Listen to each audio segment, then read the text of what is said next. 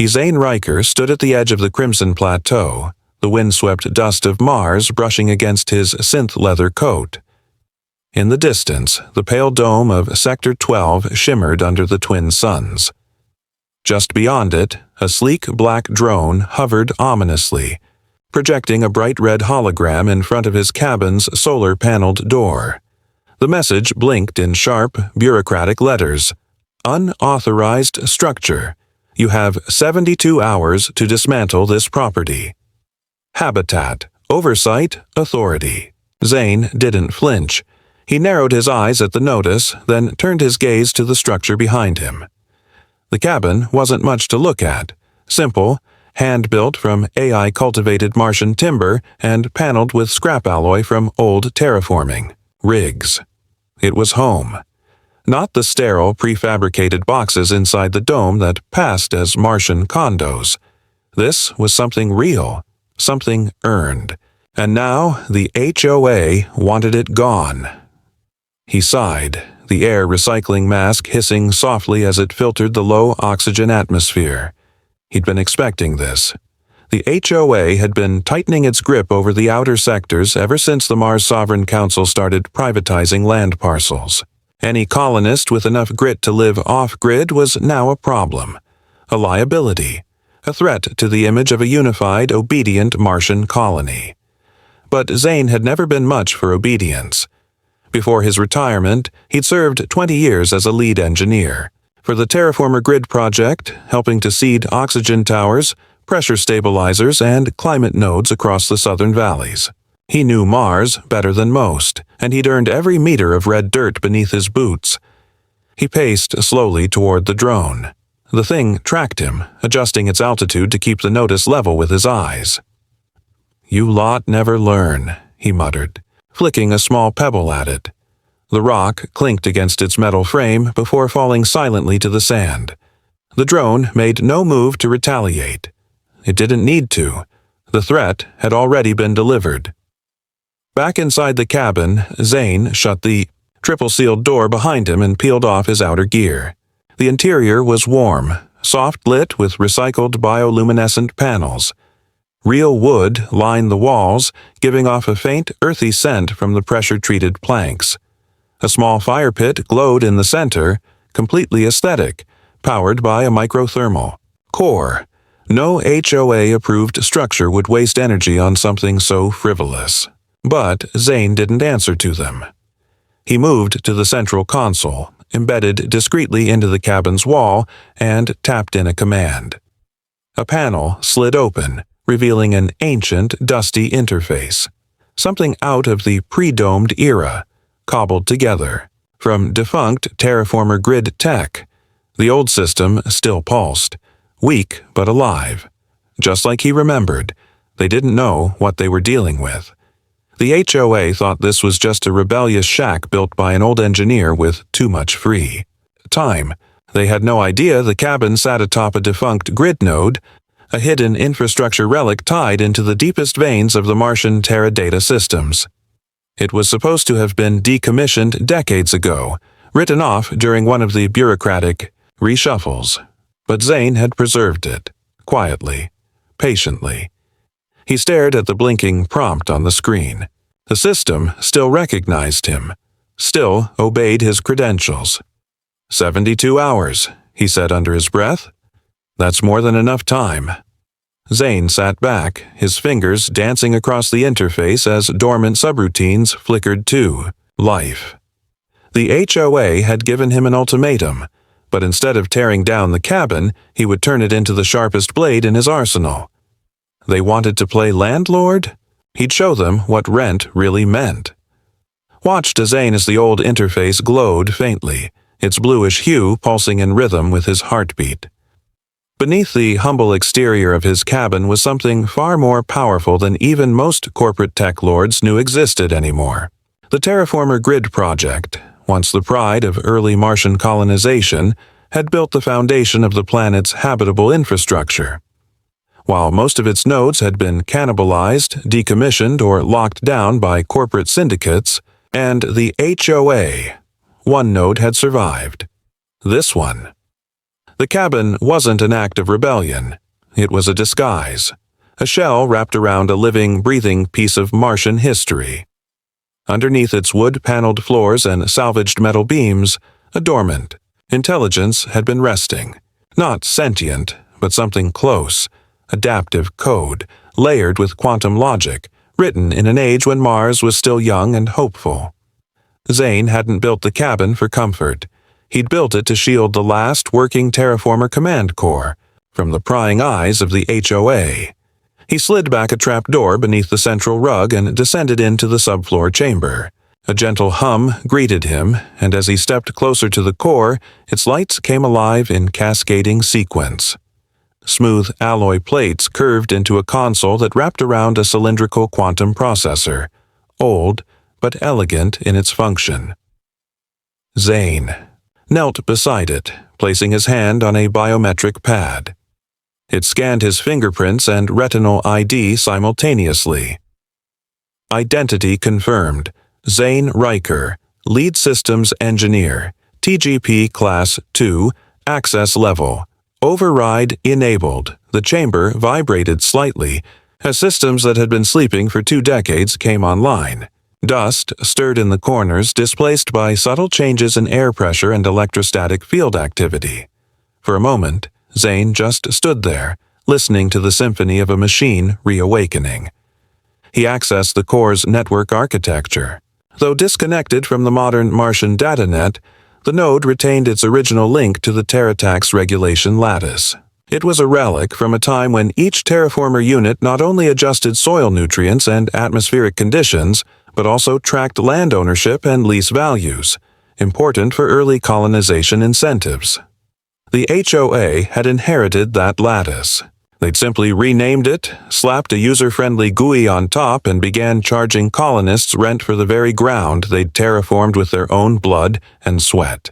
But the deeper command layers, the ones buried beneath decades of bureaucratic bloat, remained untouched, mostly because no one still alive understood them. Except Zane. He tapped a few more keys. The grid's interface unfolded like an ancient map. He could see the rent values, energy credits, supply chains, and allocation metrics for every sector in the valley.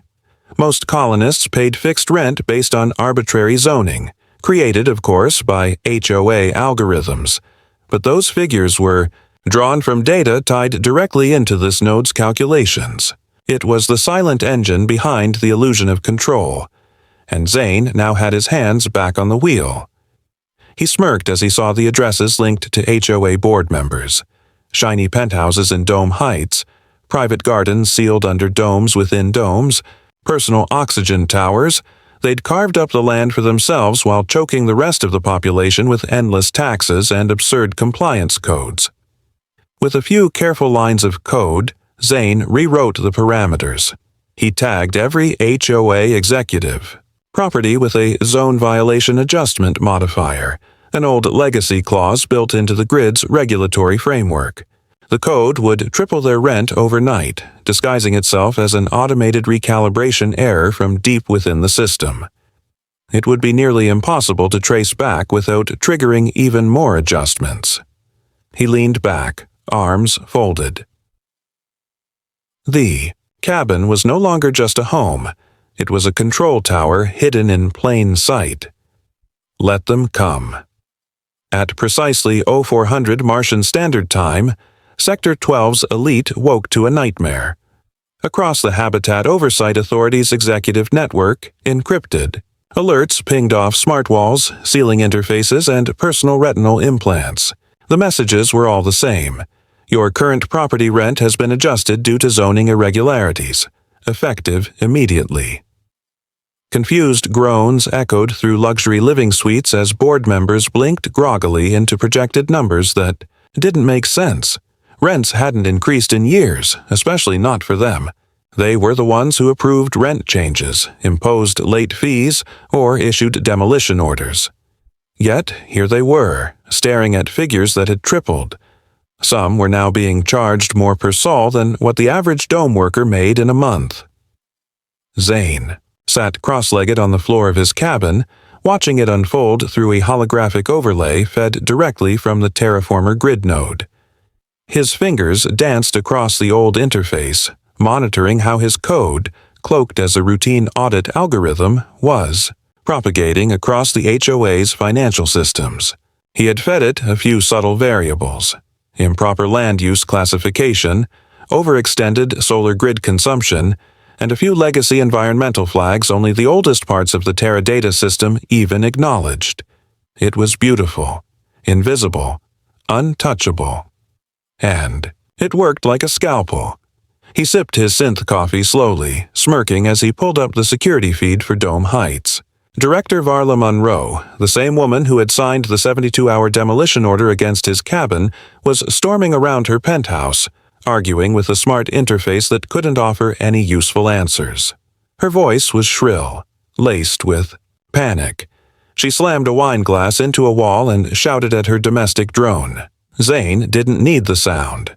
Her frustration was music enough. Across Sector 12, similar scenes played out. HOA executives, long used to living above their own rules, were now at the mercy of the very system they thought they controlled. Their automated payment systems couldn't cancel the charges without triggering legal audits. Their AI assistants couldn't override the errors because the adjustments were hard-coded from the core of the network infrastructure itself. And their compliance department? Powerless, because it had already flagged itself as being out of jurisdiction. But the regular colonists? They felt nothing. Their rents remained the same.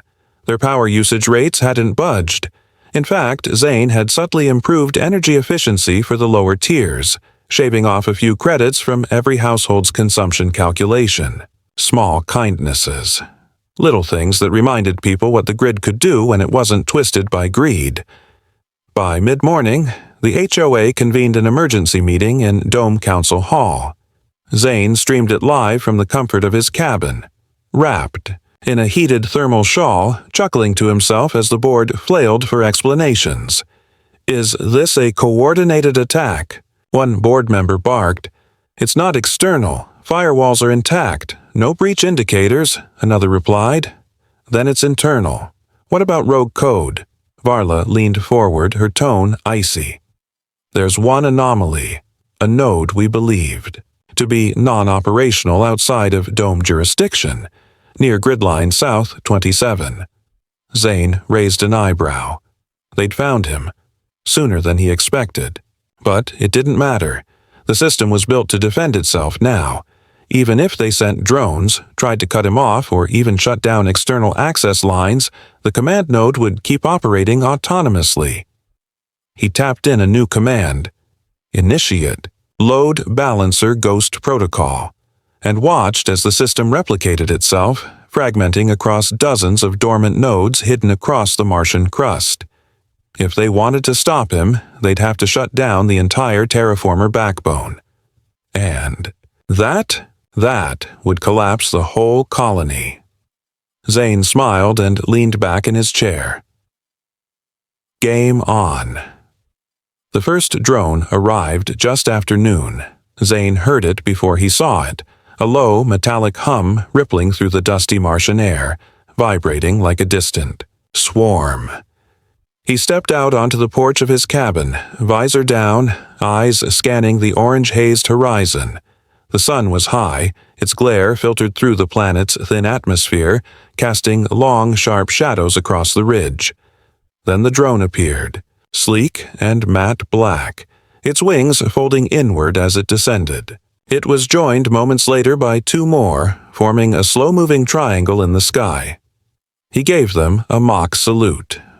The HOA wasn't wasting time. Their security response division, more accustomed to booting squatters and enforcing rent seizures, had been mobilized like a full-on military task force. These weren't commercial patrol drones. They were tactical, equipped with jammers, EMP pulses, and surveillance gear designed to breach off-grid systems. Someone at the top was panicking, but Zane wasn't. Back inside, he closed the door, locking it with a flick of his wrist. The cabin's AI was already active, purring quietly through the control core like a lion in the grass. The terraformer node had begun adapting to threats almost as soon as the rent override protocol had launched. What was once a dormant piece of infrastructure was now a self-evolving digital organism, one with a long memory and a quiet rage. The drones pinged the cabin's surface, sending probes to scan for weaknesses. But the cabin responded in kind, generating false readings, mimicking structural instability, even rerouting their internal GPS markers to mislabel the cabin's coordinates by several kilometers. To the HOA, it now appeared as if the building was teleporting in and out of existence. Then the EMPs came. The first blast struck like thunder, washing over the cabin in a bright blue arc. Lights flickered for a moment. Zane winced, not from fear, but from annoyance. The defense protocols kicked in instantly, rerouting power through an insulated underground circuit built from terraformer-grade alloy. The pulse never reached the core. The second blast came harder, followed by a third. The AI finally responded. From the underside of the cabin, 6 slender antennae extended, rotating in slow unison before emitting a high-frequency burst, a directed sonic wave that scrambled. The drone's targeting software. 2 dropped from the sky immediately, spinning out into the sand like dead birds. The third retreated, its sensors fried, unsure of where it even was anymore. Zane watched it vanish over the ridge. They would escalate next. He knew the pattern. First intimidation, then brute force. The HOA had always dealt with problems by tightening its grip, by flexing power it barely understood. But this time, they were dealing with something older and deeper, something that didn't respond to power plays or procedural threats. The AI chimed softly. Intrusion attempt detected. Admin origin traceable. He opened a data window. The signal had come from inside the HOA's own servers, an override protocol meant to backdoor critical systems and shut down rogue nodes. But the AI had already mirrored itself into the TerraGrid. Taking down the cabin wouldn't stop the code. It would only provoke it, and provoke it they did. By nightfall, colonists across multiple domes received unfiltered data leaks. Internal HOA memos, tax audits, private security contracts, and secret land acquisitions. The kind of dirt that ignites revolutions. Every time the HOA tried to suppress the files, the AI reposted them through new channels, each time harder to trace. Within hours, protest groups began forming in the domes. Colonists who had struggled under rent hikes and land seizures now had names, faces, and contracts to blame. Live streams spread. Encrypted group chats exploded. A movement was forming, not just for Zane, but for every settler the HOA had ever bullied. Zane leaned back in his chair, arms crossed, the AI interface flickering like firelight in the cabin. They had come to crush him. But all they did was light a fuse.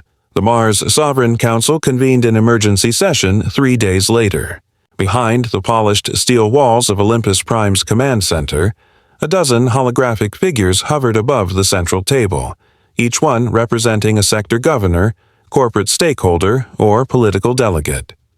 Their expressions ranged, from anxious to furious. No one was smiling. The situation in Sector 12 is untenable, Governor Ezra Thane declared, his voice crisp and sharp. Our entire property regulation system has collapsed. Citizens are staging sit-ins. Our servers are being routed through God knows what kind of legacy code, and the HOA board is claiming it's the result of one man in a cabin? Silence followed. Then a voice crackled from the shadows of the chamber. Not just a man. A system. One we let slip through the cracks when we built this colony on convenience instead of memory. It was High Archivist Lauren, one of the few remaining original architects of the Terraformer Grid project. He leaned forward, weathered and slow, but there was fire in his eyes. Zane Riker was one of the most respected engineers we ever had. He is the Terraformer Grid. What you're experiencing now isn't sabotage, it's correction. Thane scoffed. Correction. He tripled our executive rents and broadcast our private logs to the public. He used the system you hijacked to restore its original function, Lauren replied calmly. Transparency, fairness, decentralized oversight. All of that was built into the grid before the HOA ever existed. You buried it under greed. Zane just dug it back up. The council fell into hushed argument, but the decision was already forming in their silence. The HOA had lost control, not just of the infrastructure, but of the people. Colonists were no longer cowering, they were organizing. Across Mars, HOA offices were being locked out, their systems jammed with unexpected code. Rent payments had stopped. Citizens were demanding a return to the old terraformer charter, and they had Zane's system to back them up. 2 days later, the council issued a formal decree. The Habitat Oversight Authority was dissolved. All regulatory control over land, utilities, and taxation was to be handed to a newly formed civic grid alliance governed by direct input from registered colonists. The terraformer nodes, once dormant, were declared public digital commons. A hovercraft arrived at Zane's cabin later that week, its engines whisper quiet as it settled in. The dust. A delegation stepped out, clad in neutral gray with the council seal emblazoned on their sleeves. Zane met them on the porch, arms folded, face unreadable. They offered him a title. Infrastructure Sovereign, the highest possible civilian appointment. Authority over planetary systems. A seat on the council, a name in the permanent archives. Zane listened politely, then shook his head. I didn't do this to rule Mars, he said. I did it so no one would ever try to. He pointed to the cabin's core, now humming steadily beneath their feet. That system doesn't need a ruler. It needs keepers, neighbors, people who remember that Mars doesn't belong to anyone, agency or elite. It belongs to the ones who built it, breathed it, bled for it.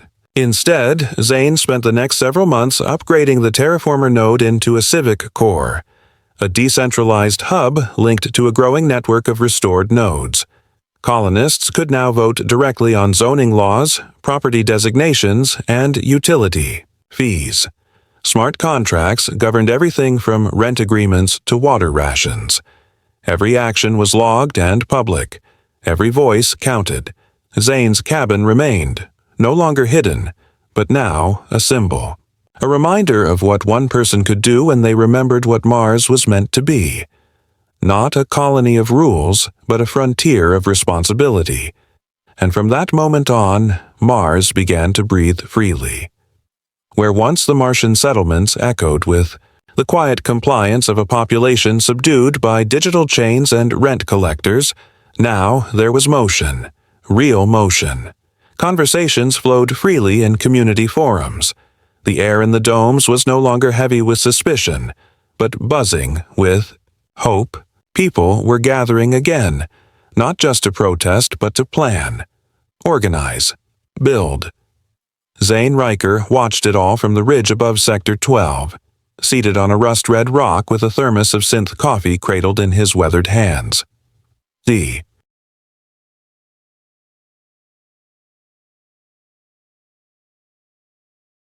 The HOA's empty offices were now being retrofitted into communal halls, schools, and innovation hubs.